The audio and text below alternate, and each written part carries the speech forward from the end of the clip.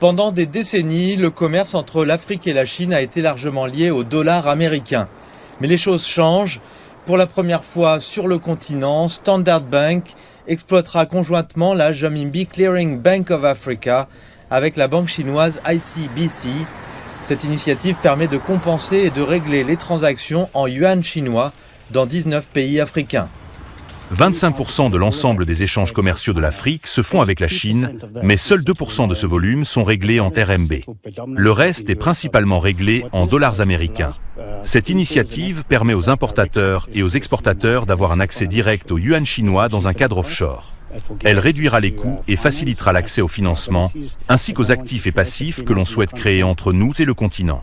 Cette avancée fait suite à l'adhésion historique de la Standard Bank au CIPS, système chinois de paiement interbancaire transfrontalier.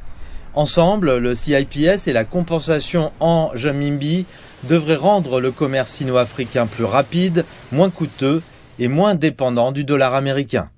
Cela réduit l'exposition aux pénuries de dollars dans les pays du Sud, car nous sommes confrontés à des problèmes de liquidité en dollars dans la plupart des pays africains. Et cela se répercute parfois sur le risque de change et la notation du pays. C'est donc une bonne chose que les pays africains puissent désormais gérer ce risque de liquidité. Cette évolution s'inscrit dans la volonté de Beijing d'étendre l'utilisation mondiale du renminbi, alors que sa stratégie commerciale de zéro droit de douane pour l'Afrique prend de l'ampleur. On observe clairement une tendance à vouloir produire en Afrique du Sud pour le marché chinois. La règle du tarif zéro rend cette option beaucoup plus attractive. La possibilité d'effectuer des règlements directement dans l'écosystème chinois en RMB, via le CIP, et d'accéder à l'écosystème de paiement chinois, qui est de loin le plus avancé technologiquement au monde sur le plan national.